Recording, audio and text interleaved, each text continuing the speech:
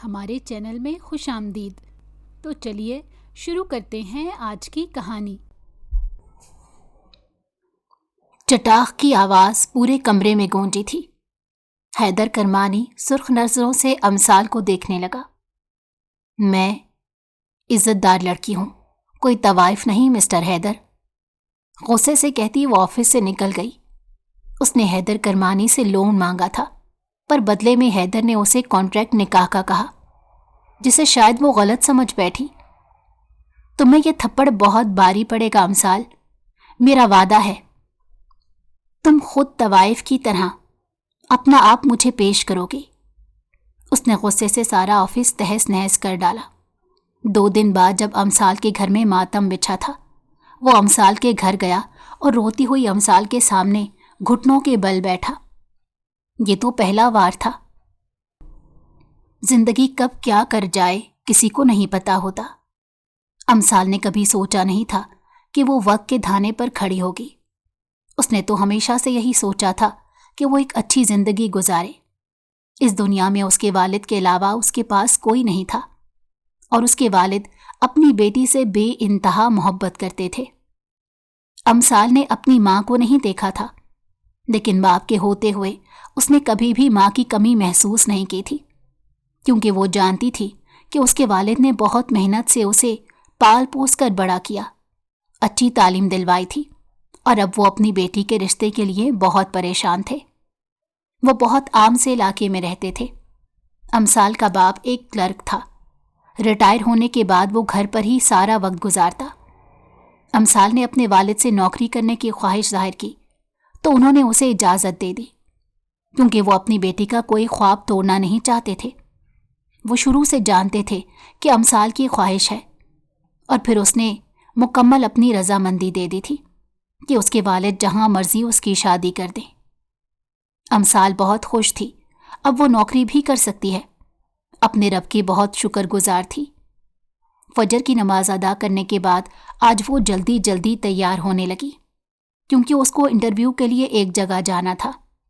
قریبی محلے میں ایک لڑکی نے اسے بتایا تھا کہ اس کے تعلیمی ریکارڈ کے حوالے سے ایک نوکری ہے، اگر وہ کرنا چاہے تو۔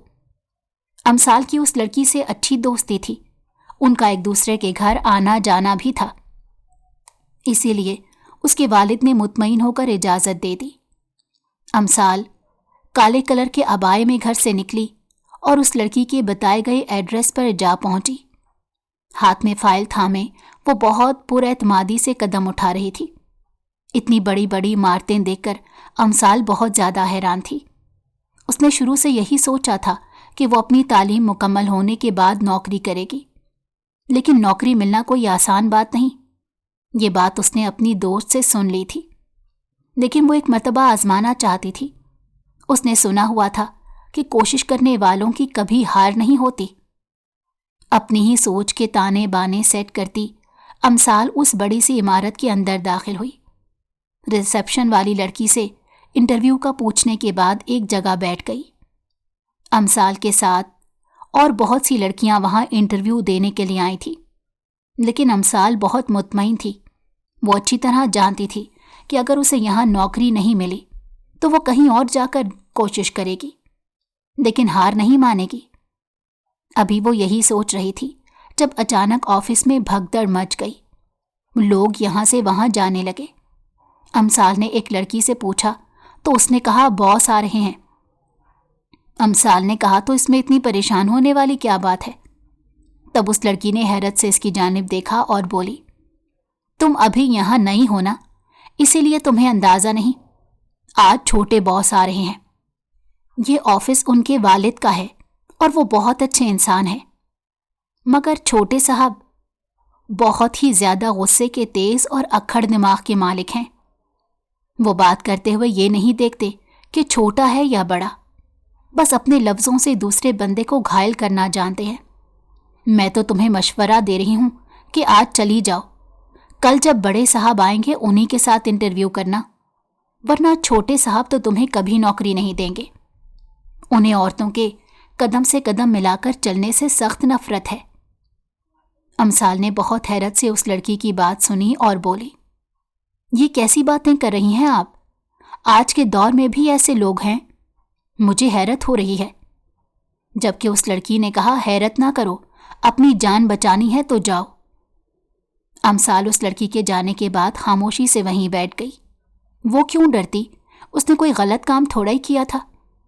اشتہار انہی لوگوں نے دیا تھا انٹرویو کا، اور میں نے انہیں کیا کہنا ہے جو وہ مجھے… لیکن میں یہ سب کچھ کیوں سوچ رہی ہوں؟ میں تو انٹرویو دینے کے لیے آئی ہوں، مجھے اس پر فوکس کرنا چاہیے۔ امثال خاموشی سے اپنے ڈاکومنٹس چیک کرنے لگی، تبھی ایک پیپر نکل کر گر گیا۔ اس نے سوچا ریسیپشن سے جا کر اسٹیبلر لے لیتی ہے اور پیپر واپس فائل میں لگاتی ہے۔ جیسے ہی وہ کھڑی ہوئی تو کسی پہاڑ نما وجود سے ٹکرا گئی۔ اس سے پہلے کہ وہ زمین بوس ہوتی، مقابل نے اس کا بازو بے دردی سے جکڑ کر اسے گرنے سے تو بچا لیا۔ امثال نے ہاتھ میں اٹھتی تکلیف کو محسوس کرتے پلٹ کر دیکھا تو اس کی آنکھیں وہیں پتھر کی ہو گئی، کیونکہ آرٹ گارڈ کی موجودگی میں وہ پتھر کے مقابلے کا کھڑا ہوا شخص بلا شبہ اس آفس کا باس ہی تھا، حیدر کرمانی۔ جبکہ حیدر نے اس لڑکی کو دیکھا جو کہ آنکھیں پھاڑ کر اسی کو دیکھ رہی تھی۔ ارد گرد کی فکر چھوڑ کر وہ دونوں ایک دوسرے کو گھور رہے تھے۔ حیدر کرمانی نے امثال کا ہاتھ چھوڑا تو فرش پر جا گری اور وہ خود آگے کی جانب بڑھ گیا۔ جبکہ فرش پر گری امثال اپنی کوہنی میں اٹھتی ٹیس کو محسوس کر کے رونے لگی۔ ایک لڑکی نے آگے بڑھ کر اسے سہارا دیا اور کھڑا کیا، جبکہ وہی لڑکی دوبارہ امثال کے پاس آئی اور بولی، میں نے تمہیں کہا تھا نا، کرمانی صاحب کے بیٹے ان کے جیسے بالکل نہیں ہیں، یہ تو بالکل جلاد معلوم ہوتے ہیں، اور تم ان کے ہی راستے میں آ گئی۔ پاگل لڑکی، ایسے لوگوں سے دور رہتے ہیں۔ امثال نے اپنی بڑی بڑی آنکھوں سے آنسو صاف کرتے کہا، مجھے کیا پتا تھا یہ جلاد، میرا مطلب ہے سر آ جائیں گے سامنے سے۔ میں تو بس ریسیپشن پر اسٹیپلر لینے جا رہی تھی۔ انسان میں اتنی تو سینس ہونی چاہیے کہ کسی دوسرے کو تکلیف نہ دیں۔ اتنی دولت کا کیا فائدہ جب احساس ہی نہ ہو؟ امثال کی بات سن کر اس لڑکی نے کہا، یہ فلسفے کرمانی صاحب پر بالکل ٹھیک بیٹھتے ہیں، جبکہ ان کے بیٹے پر نہیں۔ شکر مناؤ یہاں کا باس نہیں ہے، ورنہ دن رات یہاں لوگ زمین پر گرے ہوتے۔ جبکہ امثال اس کی بات سن کر صرف افسوس کرتی رہ گئی۔ تھوڑی دیر بعد وہ خاموشی سے اس بلڈنگ سے نکلتی چلی گئی، کیونکہ اسے یہاں انٹرویو دینا ہی نہیں تھا، جہاں کے لوگوں کے دلوں میں ایک دوسرے کے لیے احساس ہی نہیں۔ جاتے جاتے امثال کی نظر انٹرنس پر موجود CCTV کیمرے پر گئی۔ اس نے دائیں بائیں دیکھنے کے بعد ہاتھ سے لعنت سی ٹی وی کیمرے کی طرف کی اور اپنے راستے کو چل دی۔ جبکہ حیدر کرمانی اسکرین پر اپنے لیے ڈیجیٹل لعنت دیکھ کر پل پل سلگ گیا تھا۔ اس نے گارڈز کو فوراً کہا اس لڑکی کو اس کے آفس میں لے کر آئیں، مگر وہ لڑکی فوراً رکشے میں بیٹھ کر نہ جانے کہاں غائب ہو گئی۔ اسے تو یقین ہی نہیں آ رہا تھا کہ اس طرح کی بھی کوئی حرکت کر سکتا ہے۔ جبکہ امثال اب اپنا دل کافی ہلکا محسوس کر رہی تھی۔ گھر میں داخل ہونے کے بعد اس نے اپنے بابا کو ایک بات بتائی تھی۔ انہوں نے بھی اپنی جھلی بیٹی کو دیکھا اور کہا، تمہیں کتنی مرتبہ کہا ہے سامنے دیکھ کر چلا کرو۔ جبکہ امثال نے اپنے ازلی ہٹ دھرمی سے کہا، تو بابا سامنے والے کو بھی تو دیکھ کر چلنا چاہیے نا، یہ تو نہیں کہ ہر آنے والے سے ٹکریں کرتا پھرے۔ انہوں نے امثال کے سر پر محبت سے ایک تھپڑ لگایا اور بولے، تم سے کوئی نہیں جیت سکتا، پاگل بیٹی ہو تم میری۔ جبکہ امثال اپنی فائل اور عبائے کو اٹھا کر کمرے میں چلی گئی۔ حیدر کرمانی آج سارا دن کا جلا بھنا گھر میں داخل ہوا، جبکہ سامنے ہی اپنی بی جان اور باپ کو دیکھ کر رکا تھا۔ رسمی سا سلام کرتے اوپر کمرے میں جانے لگا۔ اچانک سامنے سے آتی ملازمہ نے اسے نہیں دیکھا اور پانی کا گلاس اس کے کپڑوں پر گر گیا۔ اس معصوم سی ملازمہ کی جانب دیکھا۔ اس سے پہلے کہ وہ کچھ بولتا کہ اس کے والد نے موقع کی نزاکت سمجھتے ہوئے کہا، برخوردار، آنکھیں اللہ نے دیکھنے کے لیے دی ہیں، استعمال کر لیا کرو۔ یہ گھر تمہارے باپ کا ضرور ہے، مگر یہاں چلنے پھرنے والے انسان ہم نے خرید نہیں رکھے۔ حیدر کرمانی اپنے باپ کی بات سن کر پلٹا اور انہیں جواب دینے لگا، مگر اس سے پہلے وہ ملازمہ تیزی سے وہاں سے گزرتی چلی گئی۔ بی جان دونوں باپ بیٹے کے درمیان میں بولی، تم لوگ اب بحث مت شروع کر دینا، کھانے کا وقت ہے۔ حیدر جلدی سے تم بھی منہ ہاتھ دھو کر آ جاؤ۔ پھر کیا، حیدر بس صبر کا گھونٹ بھر کر اوپر اپنے کمرے کی جانب چلا گیا۔ بی جان نے اس کی پشت کو دیکھا اور بولی، اسی لیے تمہیں کہا تھا چھوٹی عمر میں ہی اس کے لیے ماں لے آؤ، لیکن تم نہیں مانے۔ یہ ماں کی تربیت کی کمی کی وجہ سے ہوا ہے۔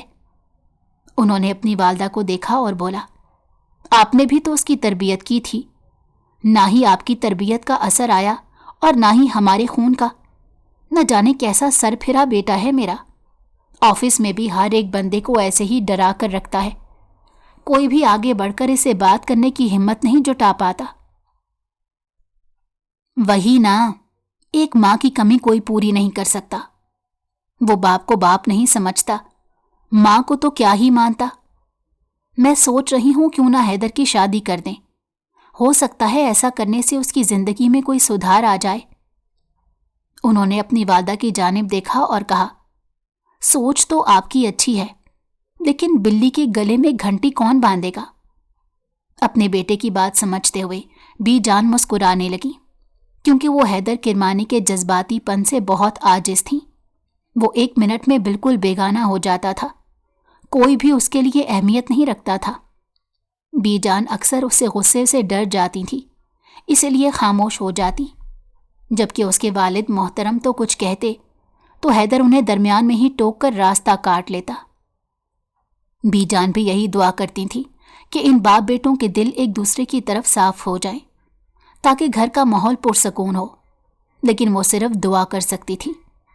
حیدر کرمانی ان کی بات ادب سے سن لیتا تھا، مگر عمل کرنے کے لیے بی جان اسے مجبور نہیں کر سکتی تھی۔ سننے میں کافی عجیب لگتا ہے، لیکن پھر بھی مجھے پتا چلا ہے کہ تم شادی نہیں کرنا چاہتے۔ حیدر کے والد نے اس سے پوچھا تو حیدر کے منہ کو جاتا ہوا لقمہ واپس پلیٹ میں رہ گیا، اور اس نے اپنے والد کی آنکھوں میں آنکھیں ڈال کر کہا، یہ بات آپ مجھ سے پوچھ رہے ہیں؟ اپنے بیٹے کی ایسے ہی دو بدو جواب دینے پر ان کے ماتھے پر بل پڑ گئے، جبکہ بی جان نے بات سنبھالتے ہوئے کہا، حیدر، یہ تمہارے والد ہیں، کس طرح بات کرتے ہو تم ان سے؟ جبکہ حیدر نے بی جان سے تحمل سے بات کرتے کہا، بی جان، میں ان سے اسی طرح بات کرتا ہوں جس طرح یہ مجھ سے سوال کرتے ہیں۔ کیا مطلب ہے تمہاری اس بات کا؟ حیدر کے والد نے اس کے لہجے میں اس سے سوال کیا۔ میرا مطلب ہے، بی جان نے کہا، تم لوگ آخر چاہتے کیا ہو؟ 2 گھڑی سکون کے اس گھر میں مجھے میسر نہیں ہوتے۔ آرام سے ایک بات پوچھی ہے، اس کا جواب دینے کی بجائے بحث میں پڑ رہے ہو۔ حیدر، تم 26 سال کے ہو گئے ہو، میرے خیال میں یہ عمر صحیح ہے کسی بھی انسان کو اپنی زندگی شروع کرنے کے لیے۔ میری بہت خواہش ہے کہ میں تمہیں تمہارے گھر میں آباد دیکھوں۔ جبکہ حیدر نے پانی پینے کے بعد کہا، بی جان، میں ابھی شادی نہیں کرنا چاہتا، جب شادی کروں گا تو آپ کو بتا دوں گا، اور اب میں مزید اس بات پر بحث نہیں چاہتا، سونے کے لیے جا رہا ہوں۔ آج کا دن بہت مشکل تھا۔ تمہارے لیے دن کہاں مشکل تھا، تم نے آفس والوں کا دن مشکل سے گزارا ہوگا۔ پتہ نہیں کیوں لوگوں کی روح قبض کرنے ہفتے میں 1 بار وہاں پہنچ جاتے ہو۔ آئندہ میرے آفس جانے کی کوئی ضرورت نہیں۔ حیدر کے والد نے اس کی پیٹھ کو دیکھ کر کہا، جبکہ حیدر انہیں چڑھاتے ہوئے بولا، میرے باپ کا آفس ہے، جب دل چاہے گا جاؤں گا، آپ کون ہوتے ہیں مجھے روکنے والے؟ جبکہ اپنے ہی بیٹے کے منہ سے یہ بات سن کر وہ حیرت سے اپنی ماں کو دیکھ رہے تھے جو مسکرا رہی تھی۔ یہ کرمانی ہاؤس کا روز کا منظر تھا۔ دونوں باپ بیٹے کھانے پر ملتے تھے، ملتے کم تھے، بحث زیادہ کرتے تھے، جبکہ بی جان ان کی بحث سے کبھی کبھی چڑ جاتی تھی۔ حیدر کرمانی کی ماں نہ جانے کہاں ایک دن چپ چاپ اس گھر میں روتے بلکتے 6 مہینے کے حیدر کو چھوڑ کر چلی گئی تھی۔ بہت ڈھونڈا، لیکن ان کی اس غلطی کا کوئی جواز نہ مل سکا۔ خاموشی سے حیدر کی بی جان نے اس کی تربیت کی، لیکن حیدر بہت کم عمری میں ہی بہت سنجیدہ ہو گیا تھا۔ کم گو سا یہ لڑکا بہت سے لوگوں کو اپنی طرف متوجہ کرتا تھا، لیکن بات کسی سے نہیں کرتا تھا۔ باپ سے بھی برائے نام بات کرتا، جبکہ بی جان سے تھوڑا قریب تھا۔ اس کے دوست بھی کوئی خاص نہیں تھے، بس ایک آدھ یونیورسٹی فرینڈ تھے۔ بزنس بھی اس نے جلدی جوائن کر لیا۔ دن بدن اس کے لہجے میں سختیاں آتی گئیں، بہت چاہنے کے باوجود بھی، جانے اس کے والد اسے زندگی کی طرف نہ لا سکے۔ اب لوگوں نے حیدر کو اسی روپ میں قبول کر لیا تھا، مگر دنیا کے لیے وہ جلاد، کھڑوس اور بہت برا انسان تھا۔ حیدر کرمانی کو اس چیز سے بھی کوئی فرق نہیں پڑتا تھا، کیونکہ اس کے لیے اس کے اصول اور اس کی مرضی اہم تھی، نہ کہ دنیا کی مرضی اور ان کا نظریہ۔ لیکن وہ یہ نہیں جانتا تھا کہ لوگ کسی بھی انسان کو اس کی فطرت کے مطابق کبھی خوش نہیں دیکھ سکتے۔ یہی حال حیدر کرمانی کا تھا، لیکن بی جان حیدر کے منع کرنے کے باوجود بھی اس کے لیے لڑکیاں ڈھونڈ رہی تھی۔ حیدر ان سب سے بے خبر تھا، ایسا بی جان کو لگتا تھا، جبکہ حیدر ان کی ایک ایک عمل سے باخبر تھا۔ وہ اچھی طرح جانتا تھا کہ اس کی مرضی کے خلاف گھر میں کچھ بھی نہیں ہو سکتا، اسی لیے وہ خاموش تھا۔ وقت آنے پر وہ اپنا فیصلہ سب کو سنا دیتا۔ شادی تو کیا، اسے کوئی ایک قدم اپنی مرضی سے چلنے کے لیے مجبور نہیں کر سکتا۔ بی جان کو نہ جانے کیا سوچی تھی کہ انہوں نے اس کی زندگی کا اتنا بڑا فیصلہ کرنے کا اختیار اپنے ہاتھ میں لے لیا۔ شاید اچھی طرح جانتی تھی کہ حیدر کی ایسی فطرت کی وجہ سے کوئی بھی لڑکی اس کی طرف سے خود سے پہل نہیں کرے گی۔ اسی لیے لیکن کون جانتا تھا کہ حیدر اپنی زندگی کو خود ہی مشکل بنانے پر تلا ہوا ہے۔ آج پھر جب حیدر دوپہر کے کھانے کے لیے نیچے آیا تو وہاں ہال میں لوگوں کو دیکھ کر حیران ہوا۔ بی جان نے اس کے سر پر بم پھوڑا اور اسے بتایا کہ انہوں نے صدیقی صاحب اور ان کی اہلیہ کو حیدر سے ملنے کے لیے بلایا ہے، جبکہ حیدر کی حرکت نے بی جان کو بھی حیران کر کے رکھ دیا۔ حیدر نے ان سے نہایت ہی غیر مناسب طریقے سے بات کرتے کہا، مجھے حیرت ہوتی ہے آپ جیسے ماں باپ پر، جو اپنی اولاد کو شو پیس بنا کر دنیا کے سامنے پیش کرنے نکل جاتے ہیں، پھر کہتے ہیں کہ لڑکی والوں کو لڑکے والے دبا کر رکھتے ہیں۔ اصل میں یہ سب آپ لوگ خود اپنے لیے منتخب کرتے ہیں، کم سے کم میں تو ایسا بالکل نہیں چاہتا۔ آپ لوگ یہاں سے تشریف لے جا سکتے ہیں، کیونکہ میں شادی اپنی مرضی سے کرنا چاہتا ہوں۔ جبکہ بی جان ان لوگوں کو لاکھ روکتی رہ گئی، لیکن کون اتنی بے عزتی کے بعد روک سکتا تھا؟ بی جان نے آگے بڑھ کر اپنے سے لمبے قد والے اس پوتے کو دیکھا، جو کہ مزے سے ان کی حالت دیکھ کر ہنس رہا تھا۔ بی جان، میں نے آپ کو منع بھی کیا تھا نا؟ حیدر، تم نے آج اچھا نہیں کیا، میرا بہت دل دکھا ہے۔ جبکہ حیدر نے انہیں تھامنا چاہا، وہ حیدر کا ہاتھ جھٹک کر اندر کمرے میں چلی گئی۔ اپنے والد کو کچھ بولتا دیکھ کر حیدر نے کہا، باقی کا لیکچر بعد میں، ابھی میری امپورٹنٹ میٹنگ ہے، بائے۔ حیدر کے والد اپنا سر تھام کر وہیں بیٹھ گئے تھے۔ ان کی سمجھ سے بہت باہر تھا ان کا صاحبزادہ، یہ بات انہیں اچھی طرح سمجھ آ گئی تھی۔ حیدر جیسے ہی آفس میں داخل ہوا تو غیر دانستہ طور پر اسے وہ لڑکی نظر آئی جس نے CCTV کیمرے میں لعنت بھیجی تھی۔ اپنے سامنے کالے رنگ کے عبائے میں اس لڑکی کو دیکھ کر حیدر نے اپنے سیکیورٹی سے کہا وہ خود اس کا انٹرویو کرے گا، اور خاموشی سے کیبن میں جا کر بیٹھ گیا، جبکہ امثال کو یہی خوش فہمی تھی کہ آج وہ سلیکٹ ہو جائے گی، کیونکہ کل سیکیورٹی نے اسے کہا تھا کہ آج وہ کھڑوس نہیں، اس کے والد باس ہوں گے۔ ان سب سے الٹ حیدر اس کا انٹرویو کرنے کا سوچنے لگا۔ امثال خاموشی سے اس کیبن کے اندر چلی گئی جہاں مقابل پیٹھ کیے بیٹھا تھا۔ امثال نے سلام کیا، مگر جیسے ہی حیدر اور امثال کی آنکھیں ملیں، امثال کے سر پر آسمان گرا۔ اس نے اپنی آنکھوں کو جھپکنا ہی روک دیا۔ جبکہ حیدر نے اس کی یہ حالت دیکھی تو مسکراتے ہوئے بولا، حیدر کرمانی نام ہے میرا، تم نے جو حرکت کل کی وہ میں کبھی نہیں بھول سکتا۔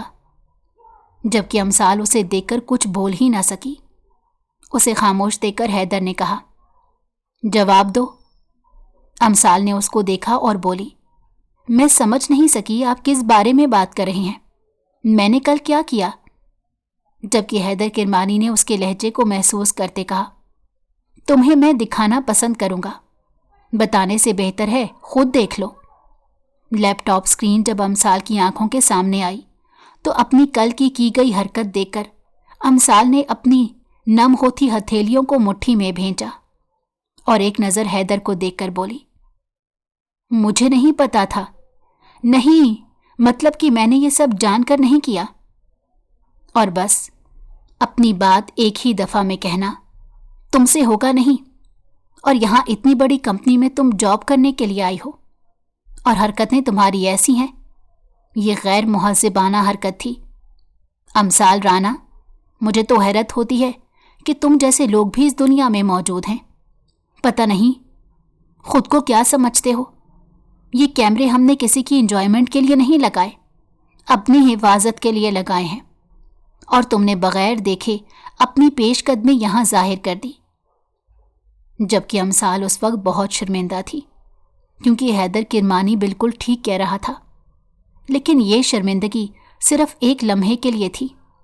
अगले ही लम्हे वो अपने अज़ली लहजे में आते बोली, अगर मैंने ऐसी हरकत कर भी दी तो आप इतने बड़े बिजनेसमैन होकर कंप्यूटर पर ये सारी चीज़ें बैठकर देखते हैं।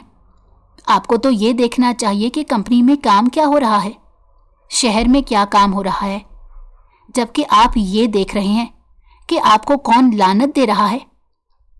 खबरदार लड़की। अचानक हैदर किरमानी ने लैपटॉप को फर्श पर फेंकते कहा, बहुत ज़्यादा चलती है तुम्हारी ज़बान, अपनी गलती मानने के बजाय। कौन सी गलती? ये ऑफिस आपका होगा, लेकिन हाथ और मर्जी मेरी थी। मैं अपने हाथ के साथ कुछ भी करूं। जबकि हैदर किरमानी ने उसके दोनों बाजू सख्ती से पकड़ते कहा, ऐसा तो ये हाथ मेरे हैं और मेरी मर्जी कुछ भी करूं। जबकि अमसाल बेदर्दी से उसे खुद से दूर झटका देकर ऑफिस से निकलती चली गई। अपनी फाइल और डॉक्यूमेंट्स वहीं छोड़ गई। ऑफिस से निकलते ही वो रिक्शे में बैठी। खौफ की वजह से उसने पलट कर भी नहीं देखा था। जबकि हैदर किरमानी उसके पीछे जाता, लेकिन उससे पहले ही उसका फ़ोन बज चुका था। कोई और वक्त होता तो वो ना देखता, लेकिन बीजान के नंबर से कॉल देखकर उसने फ़ौरन उठाई, और जो खबर उसके सुनने को मिली, हैदर किरमानी जल्दी से ऑफिस से निकलता अपनी गाड़ी में बैठा और घर की तरफ रवाना हो गया। घर जाकर उसे पता चला कि बीजान का ब्लड प्रेशर बहुत ज़्यादा हाई था और वो इस वक्त सो रही हैं। हैदर आगे बढ़कर उनके सिरहाने बैठा और उनका हाथ लेकर अपने माथे से लगाकर आंखें मूंद गया। जबकि आहट पर उन्होंने पलट कर देखा था, उसके वालिद की सुर्ख आंखें रोने की चुगली खा रही थी। हैदर ने उनकी जानिब देखा तो वो बोले, तुम्हारे जाने के बाद इनकी अचानक से तबीयत खराब होने लगी थी। जब डॉक्टर को चेक करवाया तो ब्लड प्रेशर बहुत बढ़ गया था। अभी वो कुछ कहते कि अचानक बीजान ने आंखें खोली और हैदर को देखा तो अपना हाथ उसकी गिरफ्त से निकाल कर बोली, अपने बेटे से कह दो कि यहां से चला जाए, मैं इससे बात नहीं करना चाहती। जबकि हैदर ने मुस्कुराते हुए उनकी आंखों का बोसा लिया और बोला, क्या हो गया है बीजान? शादी करनी है ना? कर लेता हूं, इसी महीने कर लूंगा। बस अब आप मुझसे खफा ना हो, ना ही अपनी तबीयत खराब करें। जैसा आपने कहा है वैसा हो जाएगा, प्लीज बीजान। अपने पोते को देखा और बोली, तुम ये मजाक कर रहे हो? हैदर ने उनके सर पर हाथ रखा और कहा, नहीं, मैं आपसे मजाक नहीं कर रहा, बस आप मुझे 1 महीने का वक्त दे दें। उन्होंने मुस्कुराकर हैदर को सीने से लगाया, जबकि हैदर भी दिमाग में कुछ सोच चुका था, बस उस पर अमल करना था। अमसाल जब घर पहुंची तो एक कयामत उसकी मुंतज़िर थी। उसके वालिद जो इस वक्त फर्श पर बेहोश गिरे हुए थे। अपनी हालत भूलकर वो पागलों की तरह अपने बाप को पुकारने लगी। सारा मोहल्ला इकट्ठा हो गया। अमसाल अपने वालिद को एक करीबी अस्पताल लेकर गई। यहाँ से वहाँ वो चक्कर काट रही थी। डॉक्टर जैसे ही उसके वालिद को चेक करके आया تو امثال نے بےقراری سے ان کی جانب بڑھی تو پوچھنے لگی، بابا کیسے ہیں؟ ڈاکٹر نے کہا اب بہتر ہیں، مگر رپورٹس آ جائیں پھر اس بارے میں بات کرتے ہیں۔ امثال دروازے سے اپنے والد کو دیکھ رہی تھی جو کہ دوا کے زیر اثر غنودگی میں تھے۔ تھوڑی دیر بعد ڈاکٹر نے امثال کو بتایا کہ اس کے والد کو جگر کا کینسر ہے اور وہ بھی آخری اسٹیج پر۔ یہ بات سن کر امثال 2 منٹ تو کچھ بول اور سمجھ ہی نہ سکی۔ ڈاکٹر نے اس کی حالت دیکھی تو پانی کا گلاس اسے دیا۔ امثال نے پانی کا گلاس ایک طرف رکھ کر بولی، ڈاکٹر ہو سکتا ہے یہ کوئی غلط فہمی ہو، مطلب کوئی ٹیسٹ خراب ہو گیا ہو۔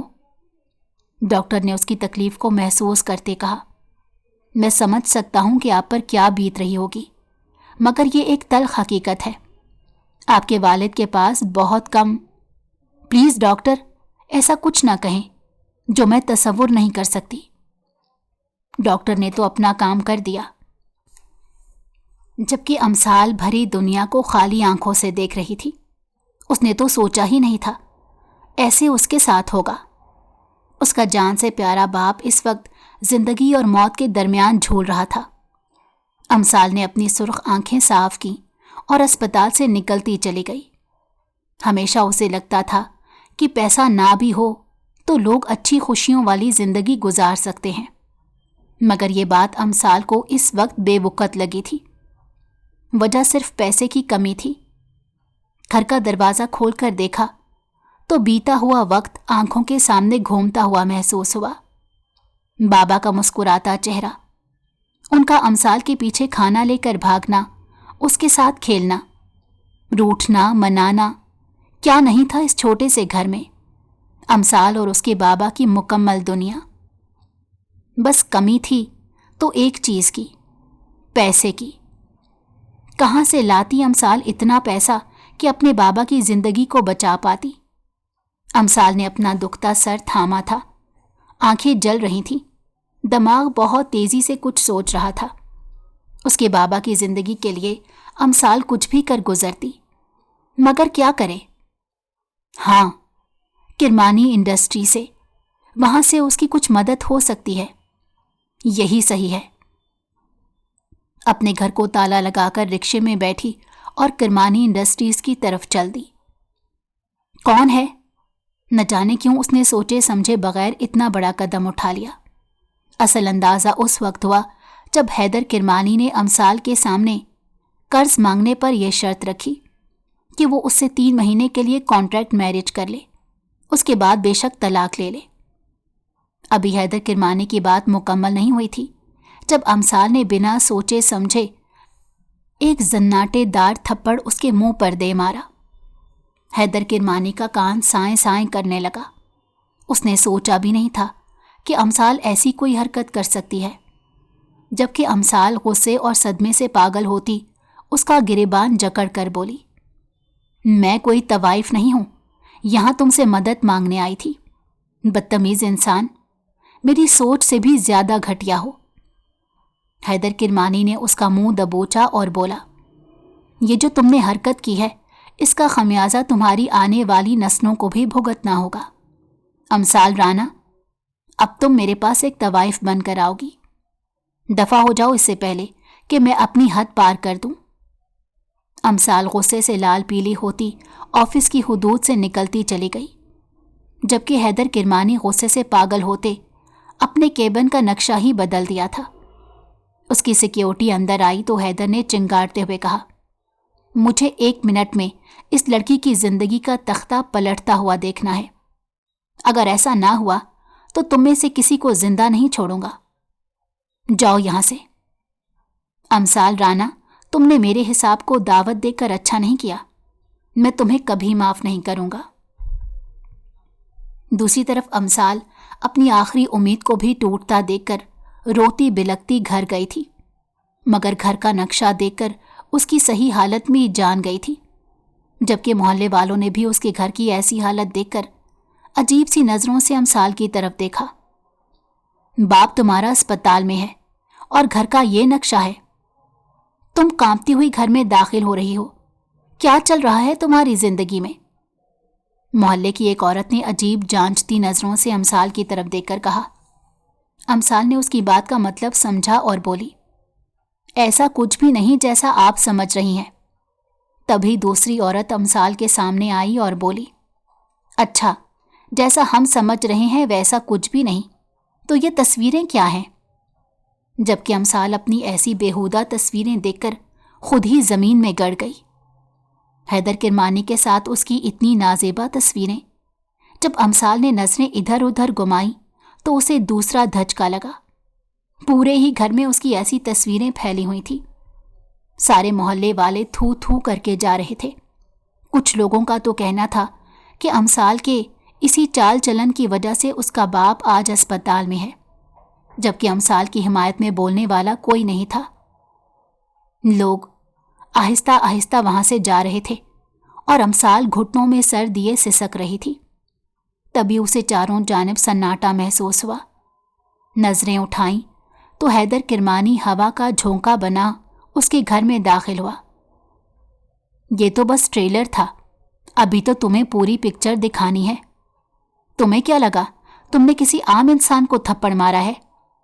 मैं हैदर किरमानी हूं। हैदर, जितना नाम लेते वक्त मुंह खोलते हैं ना, उसी मुंह में हाथ डालकर उनकी हलक से जबान खींच लेता हूं।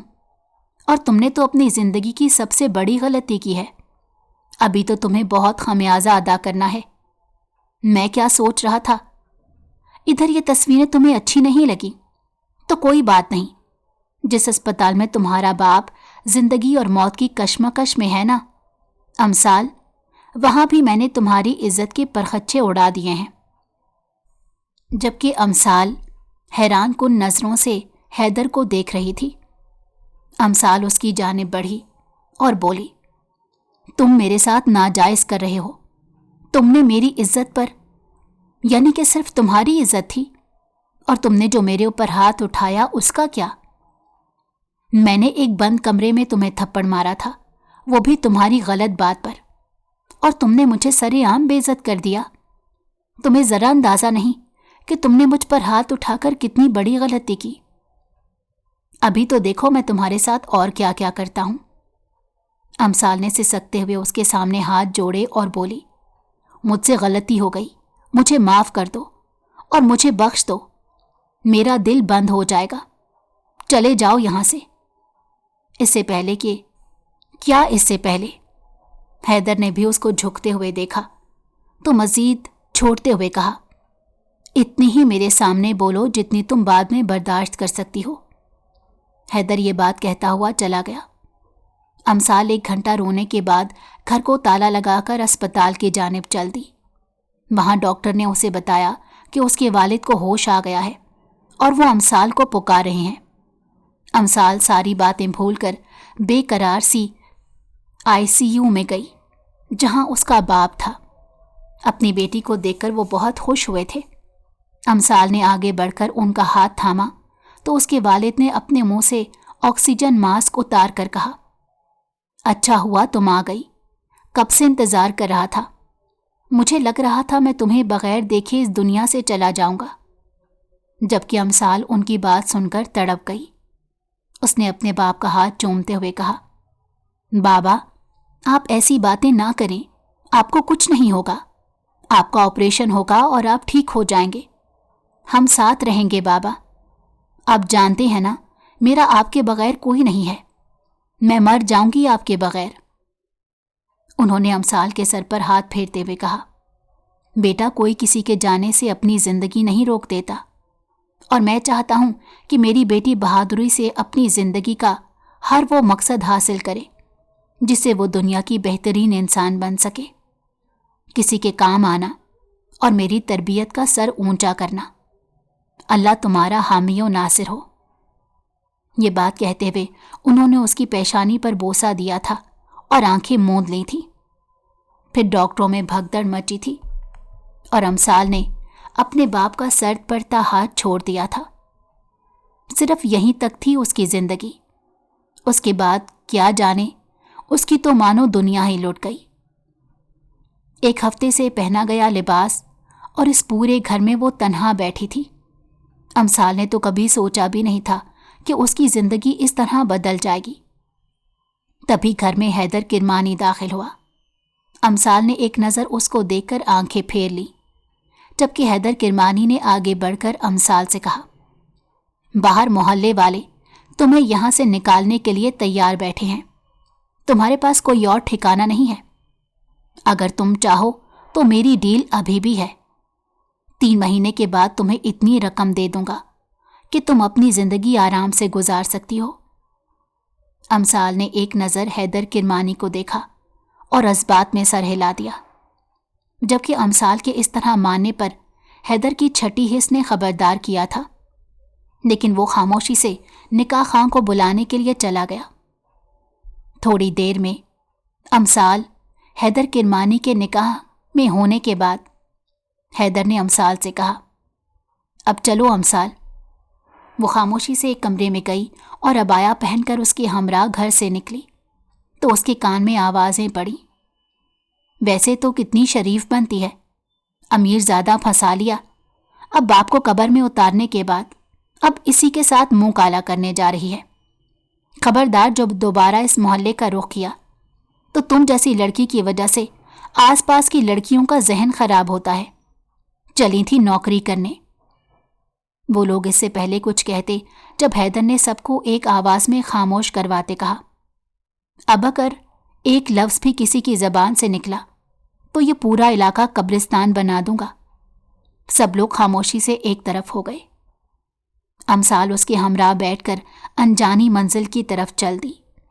حیدر نے ایک غلط نظر بھی امثال پر نہیں ڈالی تھی، وہ خاموشی سے اپنے موبائل میں مصروف تھا، جبکہ امثال نہ جانے کیا تانے بانے جوڑ رہی تھی۔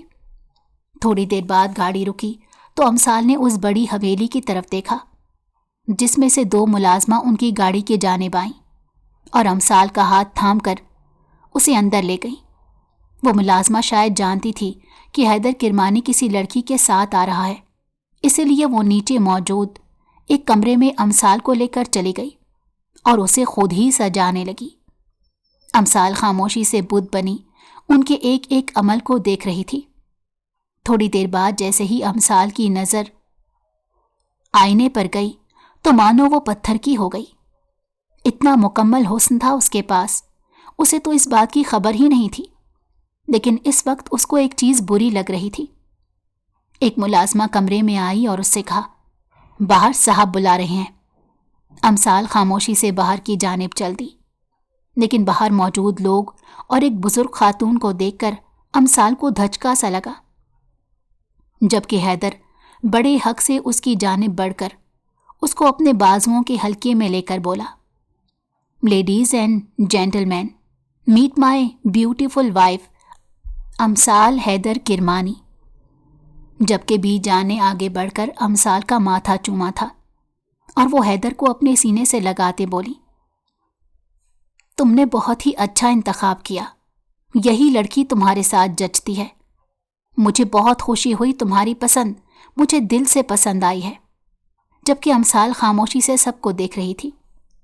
چھوٹی سی تقریب ہونے کے بعد بی جان امثال کا ہاتھ تھامے بیٹھی تھی۔ امثال کو وہ بہت شفیق عورت لگی تھی۔ وہ بہت ہی شفقت اور محبت سے امثال سے باتیں کر رہی تھی۔ تبھی ایک اور آدمی نے آ کر امثال کے سر پر ہاتھ رکھا تو اس نے سوالیہ نظروں سے ان کی جانب دیکھا۔ بی جان اس کو دیکھتے بولی، یہ تمہارے سسر جی ہیں، بلکہ باپ کی جگہ ہیں، حیدر کے والد ہیں۔ بیٹا یہ گھر سب کچھ تمہارا ہے، میں تو آج ہوں کل نہیں، میری زندگی میں یہ دن آ گیا، مجھے بہت خوشی ہو رہی ہے، اللہ تمہیں ہمیشہ سہاگن رکھے، بس مجھے جلدی سے پردادی بنا دو تاکہ مرتے وقت میری کوئی خواہش باقی نہ رہے۔ جبکہ ان کی اس بات پر امثال گلاب ہوئی تھی اور دور کھڑے حیدر کرمانی نے بہت غور سے اس کی بدلتی رنگت دیکھی تھی۔ حیدر نے جب اس کی حالت غیر ہوتے دیکھی تو آگے بڑھ کر بولا، بی جان لگتا ہے امثال بہت زیادہ تھک گئی ہے، اسے آرام کرنا چاہیے، کل صبح آپ سے ناشتے پر ملاقات ہوگی۔ امثال نے بھی اسی موقع کو غنیمت جانا اور ملازمہ کی مدد سے اوپر حیدر کے کمرے کی جانب چل دی۔ کمرے میں ہلکی سی لیکن بہت خوبصورت سجاوٹ تھی، جبکہ امثال ایک جانب بیڈ پر بیٹھ گئی۔ تھوڑی ہی دیر بعد حیدر کمرے میں داخل ہوا تو امثال نے پہلو بدلا۔ حیدر نے اسے بیٹھے دیکھا تو بولا، یہ کوئی عام شادی نہیں ہوئی جس میں تم اتنا سج کر یہاں بیٹھی ہو کہ میں آ کر تمہاری شان میں قصیدے کہوں گا اور تمہیں تحفے پیش کروں گا۔ جاؤ، رائٹ سائڈ پر واش روم ہے، جا کر یہ لبادہ اتارو۔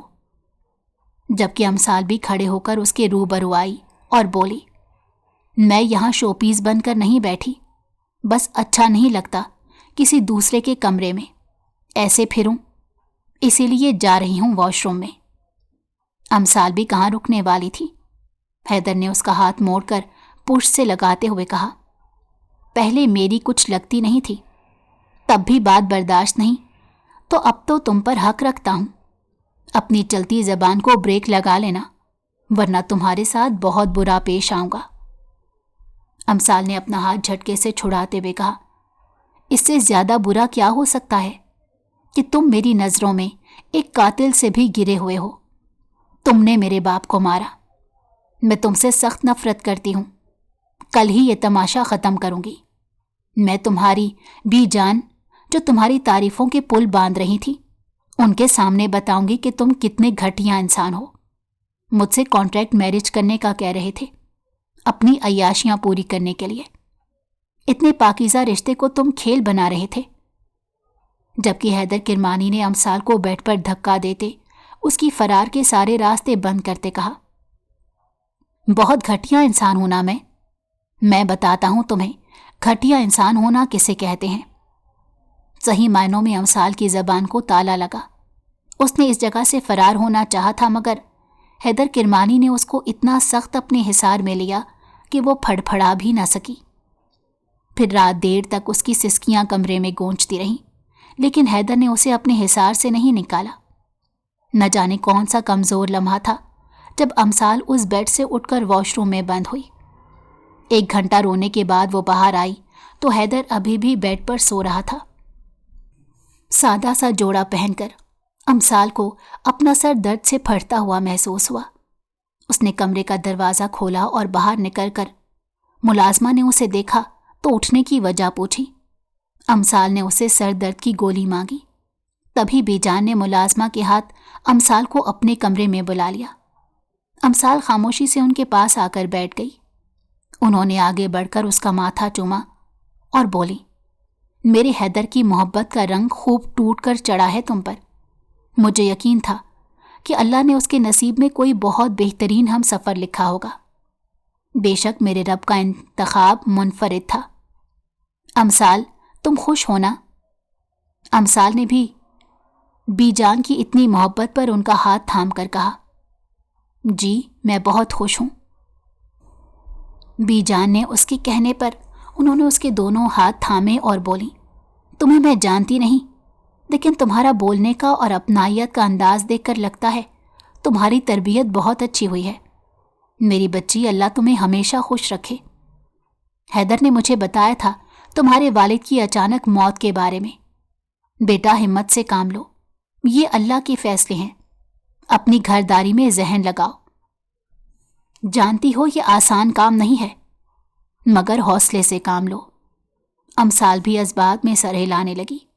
ناشتے پر حیدر اور امثال دونوں موجود تھے، لیکن دونوں ہی خاموش تھے۔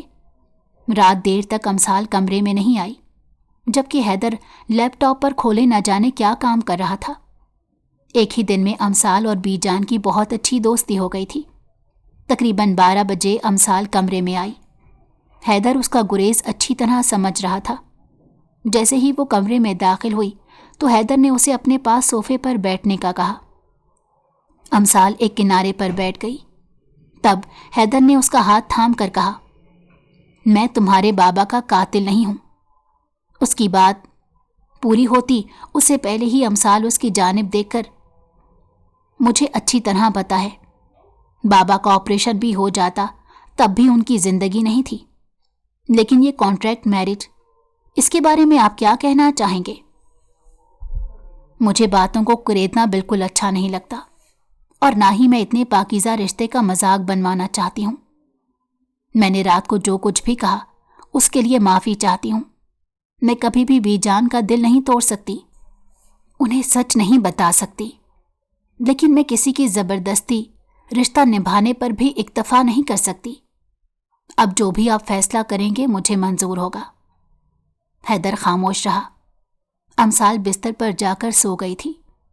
अगली सुबह जब उठी तो उसे एक नोट मिला, जिसे पढ़कर उसे अंदाज़ा हुआ कि हैदर एक मीटिंग के सिलसिले में दुबई गया है। इस बात को उसने कोई ख़ास असर नहीं लिया था, जबकि बीजान थोड़ा नाराज़ थी कि अपनी नई नवेली दुल्हन को छोड़कर चला गया। अमसाल ने उन्हें मना लिया था। वो दोनों नए सिरे से घर की सारी सेटिंग कर रही थी। अमसाल और बीजान एक दूसरे की कंपनी बहुत एंजॉय कर रही थी, जबकि अमसाल की अपने ससुर से भी काफ़ी दोस्ती हो गई थी। कभी कभी वो यहाँ से जाने का सोचती तो सही मायनों में उसे बहुत अफसोस होता और दिल खाली महसूस होता। अब हैदर के ऊपर था सब दिल का एक कोना हैदर किरमानी की मोहब्बत में धड़कने लगा था, और इस बात को वो खुद तस्लीम करती थी, मगर इकरार नहीं कर पा रही थी। शायद वो किसी पहल की मुंतज़िर थी, और वो पहल होने वाली थी। 2 हफ्ते बाद हैदर किरमानी अचानक से घर में दाखिल हुआ। उसकी याद में पल पल तड़पती अमसाल बेकरार सी उसे देखती उसकी जानिब चल दी। इससे पहले कि वो उसके सीने का हिस्सा बनती, बीजान को देखकर उसके कदम रुके थे और हैदर किरमानी के माथे पर बल पड़ गए थे, लेकिन उस वक्त वो कुछ नहीं करना चाहता था। बीजान से मिलने के बाद वो अपने कमरे में गया। अमसाल तो कमरे में भी नहीं गई थी। न जाने क्यों वो खुद ही खफा हुए बैठी थी। काफ़ी देर बाद जब वो कमरे में गई तो उसने देखा मेज़ के ऊपर बहुत खूबसूरत दिल बना हुआ और सॉरी लिखा हुआ है, जबकि सारा कमरा सजा हुआ था। अमसाल ने बालकनी की तरफ देखा तो हैदर खड़ा मुस्कुरा रहा था। हैदर ने आगे बढ़कर अपने दोनों हाथ हवा में उठाए तो अमसाल मुस्कुराते हुए उसके सीने से जा लगी। हैदर को भी अपनी रूह तक सुकून उतरता महसूस हुआ।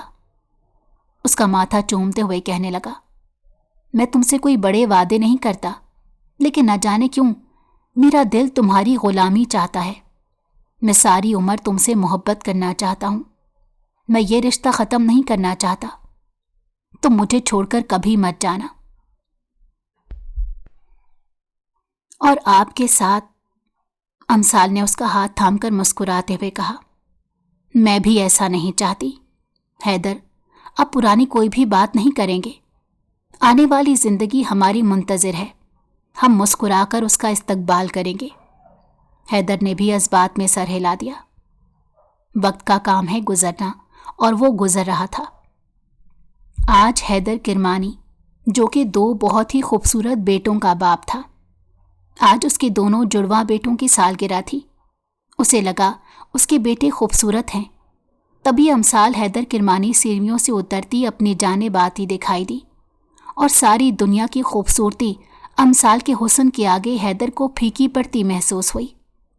अमसाल भी हैदर की नज़रें खुद पर महसूस करके मुस्कुराई थी। वो हमेशा उसे देखकर इर्द गिर्द से बेगाना हो जाता, जबकि बीजान ने दिल ही दिल में उन दोनों की नज़र उतारी। हैदर और अमसाल ने मिलकर बर्थडे केक कटिंग किया था। एक मुकम्मल फैमिली फ़ोटो के बाद अमसाल ने इजहार मोहब्बत सारी दुनिया के सामने किया। हैदर और अमसाल की ज़िंदगी मुकम्मल हो गई थी। 2 भटके हुए मुसाफिर अपनी मंजिल को जा पहुँचे थे। ये सारा काम नसीब का था। हमें नहीं मालूम होता कि हमारे नसीब में क्या लिखा होता है। यूं ही मुस्तकबिल को लेकर परेशान होते हैं।